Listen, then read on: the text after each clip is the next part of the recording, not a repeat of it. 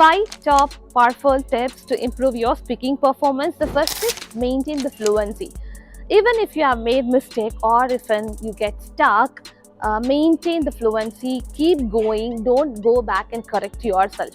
The second is memorize the template for describe image and read the lecture, and also make sure to include a lot of content in your read the lecture.